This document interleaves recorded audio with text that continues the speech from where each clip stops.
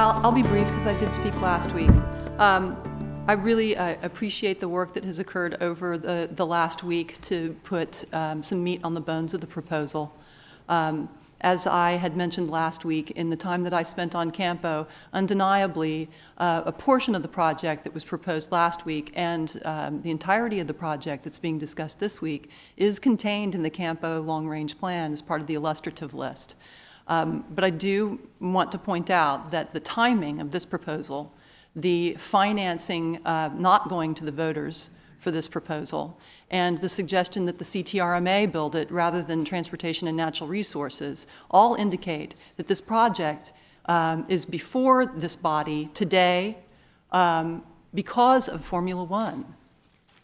That is the only inference really that can be drawn from the timing, the financing proposal, and the CTRMA building it, rather than our own staff that actually has the expertise in neighborhood collectors, which is what this is, if it is just for the neighborhood.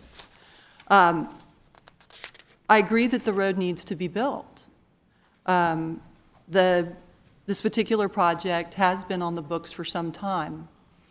But I remain concerned that as an economic development driver, I 100% agree with Commissioner Gomez that we should declare an economic development zone for this region because it is low opportunity, and we're derelict in not addressing it. And a $15 million infusion of infrastructure is a wonderful commitment to make, and we should be committing more. But this particular investment is not going to have ripple effects to the immediate community. We haven't seen it have ripple effects so far. We've known about the arrival of COTA since around 2010, when Susan Combs first granted the $25 million annual distribution for a 10-year period. And in that time, we've seen considerable road investment for COTA. And undeniably, it has some benefit to the surrounding community, but only when COTA is not using it.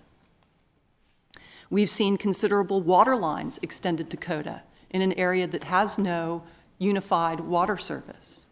But no water lines were extended to the community surrounding it. We've seen transit extended to COTA, very robust transit for the race day itself. But as one of the neighbors testified today, the only transit that's available to the community there's only 2 buses and they don't run after 6. We've seen a tremendous amount of commerce generated by COTA, and that's a wonderful thing for our community. But it is straight piped back into circles that already have considerable opportunity. It does not percolate out to the neighborhood within which it's located.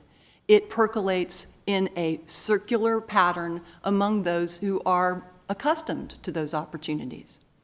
We've got to figure out a way to interrupt that circulation.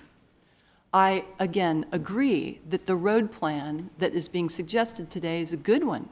I voted for it in the Campo plan. But I do think that it's disturbing that we would not take it to voters as part of our bond package, and that we would go around our own Transportation and Natural Resources Department to an outside entity to build it on an expedited basis and for a cost that I appreciate what the CTRMA does. They have a tremendous amount of expertise in building toll roads. To my knowledge, they've never built a neighborhood collector. So we are deciding to not go with the recommendation of a department that has a considerable amount of expertise in that area, and instead go with a dollar figure recommendation from an organization for whom this really isn't their major thrust.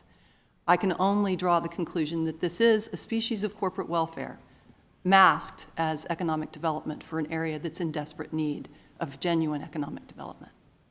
Thank you.